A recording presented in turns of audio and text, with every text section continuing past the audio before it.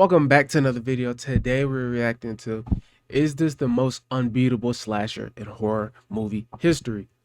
He's talking about Jason. Now, there's a lot of strong slashers out there. Obviously, you got Freddy, Jason, Michael, Art the Clown, all of them. Do I think he's the strongest? Do I think Jason's the strongest? Very much so. There's a possibility.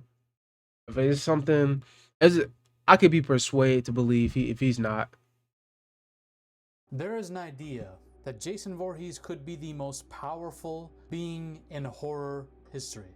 Maybe in all of horror, based on what he is. Pound for pound, perhaps the strongest. This dude has had 11 entries outside of the reboot, I'm pretty sure. He refuses to die. And he's not the only slasher that has this pattern, but with Jason Voorhees, it becomes explicitly clear that he is simply different. He is of a different power altogether. If you compare him against any of the slashers in horror, I truly think that he makes most look like a bitch in terms of pure power. And there are a lot of arguments about if that's the case, because people think there are various beings that would beat this man in a fight. And I'm here to call everyone out, because no, they wouldn't. All right, Jason stand on it Voorhees then. Let's talk about it. most of these other slashers a new asshole in the pursuit of their fight. Okay. If you're not a Cenobite with the power imbued by Leviathan and Eldritch being himself, with the power to manipulate realities, you ain't doing shit to Jason Voorhees. So that makes us ask the inevitable question: if it takes that kind of power to really put this dude away, what the fuck is Jason Voorhees? And I have made videos about this guy's true origin. But let's get to the powers. This dude is strong as shit. He punches heads off clean like they're nothing. Bend steel like it's nothing. Regenerative durability. Imagine somebody can punch your head off clean, like just, and like you just get like decapitated from that. Like that's insane. And near immortality, amplified by his supernatural like resurrection. He can withstand most injuries we've ever seen. He's been blown up, for fuck's sake, y'all. He's come back. He can literally resurrect. He's come back. He can heal rapidly, and he can overpower his victims completely. Now, there are various subsets of origins for him. Where does his main power come from? Well, the curse of the Camp Crystal Lake, the feeding ground of energy for him, where he gets most of his powers. He is drawn and tied to that place in which he drowned as a child. And his mother vengeance imbues him with power. God damn, that nigga was ugly. I'm sorry. There is also a theory that he is a revenant entity, a ghost in an indestructible body, post part 6. Basically a reanimated corpse filled with hatred that keeps him going. There's a Necronomicon connection, where his mother used that book to bring him back after he drowned and turned him into a Jedi. What's up with this picture, bro? Chill. The crazy schizotheorist in me thinks that might be his actual origin, because it explains it. Imagine the spirit of a Deadite trapped within Jason's body. I'm not stuck in here with you, you're stuck in here with me type shit. He has all the abilities of a Deadite, but his own consciousness takes control of the body. Unlike all other Deadite possessions, the Deadite is in the back of his mind, while he takes control, which makes him a very special breed of killer, because this is the one mind that the Deadite cannot completely take over. He almost cracked the code somehow. His hatred and vengeance gave him such willpower that he was able to take over his own body instead of a Deadite. That's awesome. And then you have the whole mutation with nanites thing in Jason X, which we're not gonna go there. Yeah, bro. But a lot of people don't even count that as like canon. That was, a lot of people say that was like a one-off scenario with Jason X. There are many theories as to what he is. Most people say, okay, he's just a walking reanimated corpse. He's a zombie with superpowers. I like the theory that he's a Deadite personally, but all good. I believe Jason Voorhees might be the Kratos of slashers. Let's compare him to all other slashers that other people feel the need to compare him to, all right? Because he kills most of them. In terms of power, and I'm going to verify if any of this is correct, but I think Jason Voorhees has the largest kill count, and I think most of these stats are fine. I don't know why Freddy Krueger's stats are pretty much bad instead of intelligence, but Freddy Krueger works a specific way in a specific dimension, the dream dimension. He's a god there. On Earth, he's very vulnerable. On our dimension, right? Jason Voorhees has maxed out every stat except for IQ. He's pretty much a dumb fuck compared to guys like Freddy. Same with Michael Myers, who's a step below Jason Voorhees, but is a similar kind of marauder. Leatherface, I don't even know what to say about this dude. Chucky, a supernatural event with a Damn, bro. Why they got Leatherface like they got him for no I get he's a human, but like no strength, no durability for real, no intelligence. Like, man. He literally is dumber than Chucky. Well, Chucky's a person, but still. Ghostface in the same boat. when it comes to this doll, but not on the level of Jason Voorhees in terms of pure power. And Ghostface is just a regular dude, depending on. It's just a regular killer that changes hands every movie, right? I don't know who created this chart, but I like the verdict on Jason. He's a fucking living tank, nearly unstoppable compared to all these other killers. Now, there are popular fan fights in which people think certain people would put up a fight against Jason. Michael Myers versus Jason Voorhees is a very popular one. I don't know why it is, because let me tell you, this is not a close fight at all. Michael Myers would get 10-7'd every single round if he even lasts a single, even if he lasts more than one round, which is Mm, not a guarantee at all. I don't know about that. I feel like it's closer than what you think it is. I think Jason's still gonna win that, but Michael's faster. I don't know if it's gonna be. I know they had crossovers when previously. Michael Myers is a human. There's a lot of people who suggest maybe he's got some supernatural entities backing him, but I'm telling you, he's a human. Pure evil human, a child of pure evil, and there is a theory that I came up with that maybe there is a cosmic force that exists in a space between spaces that is basically the embodiment of a human detachment to love and bonding and social dynamics and all that Michael Myers had, and it engulfed him. It chose him as this perfect vessel and took him over, but it was still Michael the whole time, and he's still a human. He doesn't have any more powers other than that. There is that theory.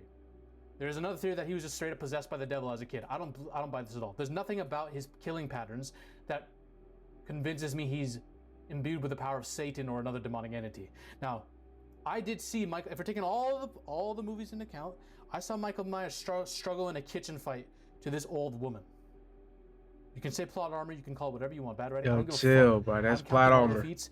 He got Plot wrecked armor. by her and her daughter, who broke his hand, broke his arm, snapped it, and then he got shredded by the entire city. Jason Voorhees ain't letting this happen to him at all. This is simply not happening to Jason Voorhees. And yes, you can say, oh, fuck those last two films. Let's go back to the days of Supernatural Michael, possessed by the Cult of Thorn or whatever.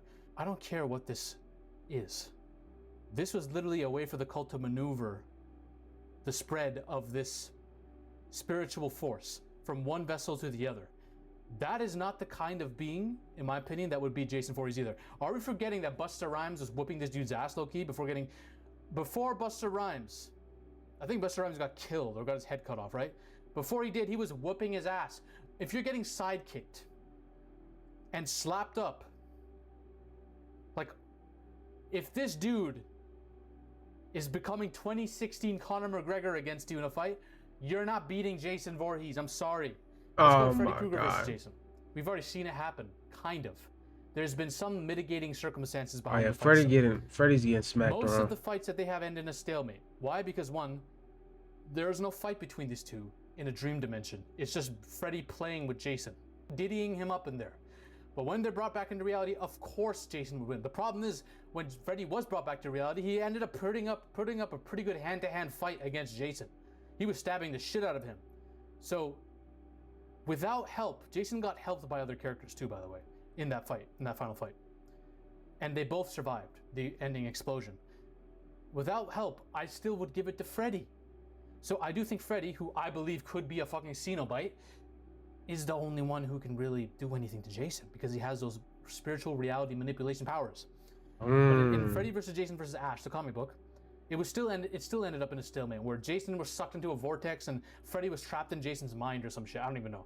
See, these two are always stalemating each other, even on a supernatural level, but I would still give it to Freddy. Now we got guys like Art the Clown coming out who are virtually unkillable. They have multiple lives. They keep coming back. Art the Clown is backed by demonic forces straight up. All right? 100%. Now, those demonic forces can be fucked with and killed themselves, but the hell is filled with them. In a fight between these two, in a one-on-one, straight up close encounter, Art is cooked. He's not doing shit to Jason. Jason's lifting him and throwing him to a skyscraper. Art is getting Bane back broken by Jason Voorhees. That's what that fight would look like.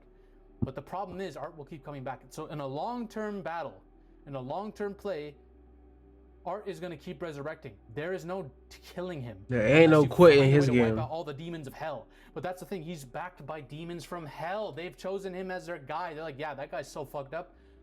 We like him. In fact, some of us want to be more like him. What's the point in possessing innocent humans and causing violence when there's the biggest, most malevolent, evil dude out there who's butchering people in the most gory way possible? Let's just make sure he never dies, so that the devil can collect souls and get off on all the pain he's causing humanity and the crisis of faith that is happening among humanity while Art allows to kill unchecked. That's what we're dealing with here when it comes to Art. The only thing that could potentially stop him, this cosmic sword that was created for the main character in Terrifier 2. I forgot her name. Serene? What's her name? Starts with an S. She's so hot too. I forgot her name, but she was able to deal some deathly blows to Art, but the problem is Art keeps coming back because of the demon. But once this is used to kill the demon, Art is left more vulnerable. The problem is, will other demons come into the fray to back Art and take that demon's place? 100%. Jason will not know how to deal with this specific guy, and it's not like Jason can go and fight the demons himself. I mean, I know Jason's been in hell, but not like this. So there's a chance that he will not be able to kill Art, but here's the thing. Jason has been able to possess people himself too after death. There's no really killing Jason. Unless you cut him into pieces and keep the limbs far away, and then spiritually bind the entire vicinity so that his soul can't go anywhere. You have a similar situation between these two, to be honest. I think this would end in a stalemate too, because 1v1 Art is cooked. He cannot do anything in a 1v1 fight. But if he keeps coming back, eventually he might be able to get to Jason and do something to him, you know? Lay some traps, maybe nuke him. But that's it. It's going to take someone like Art, who's literally virtually unkillable and held by demonic gods. But besides Art, and besides Freddy, and besides the Cenobites, of course, who all are tied to different dimensions, Jason Voorhees, and even against Freddy, Jason Voorhees puts up a fight. So even then, you can't even say that. Jason Voorhees cooks everyone.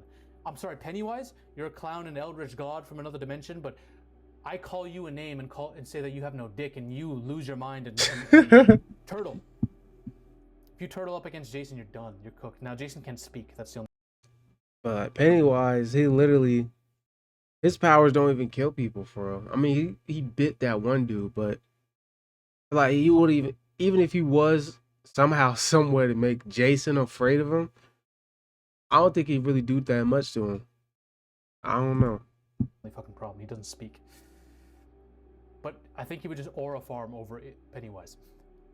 Michael Myers, you're cooked. Michael Myers, you're getting curb stomped immediately. Michael Myers is a human who's very strong and durable, and maybe has some cult connections, but Jason Voorhees is straight up supernatural. Straight up. That's it. Maybe there is a slasher out there that I'm missing. Like Victor Crowley, for example. Him and his hatchet. He's a pretty powerful bit. Like, he tears guys in half, right? But I don't think he's on he's getting ran through, pause. So similar to Jason, but I don't think he's on the level of Jason. I think that'd be a sick fight, but I still think Jason would win because Jason has more proof of concept. He's lived longer. He's escaped more, and the fact that he was still alive even hundreds of years into the future. Granted, cryosleep was a part of it because he was in space. I don't think you're beating Jason. I don't think the Xenomorphs are even beating Jason. All right, now that's too far. I think he's just too much of a badass, all right? Those are my thoughts on Jason. If you want to know why Jason is a Deadite, that true origin of Jason Voorhees and not just a schizo theory, you can watch this video over here. Ladies and gentlemen, we are on a mission. But that's going to be the end of the video. Let me know down below how you feel about some of the takes that were said in this video. Jason, he's curb stomping Michael Myers. I feel like there's more questionable. I think it's more of a closer fight than he's making it out to be. Let me know how y'all feel down below in the comment section. That being said, I'm going to see y'all boys later, though. Life and death and love and birth and peace and war on the planet Earth. Is there anything that's worth more than peace and love on the planet Earth? Whoa, come on and sing it with me. Sing? The words relate to the key. Key? If it's a pattern, then just repeat after me. Life and death and love and birth and peace and war on the planet Earth. Life and death and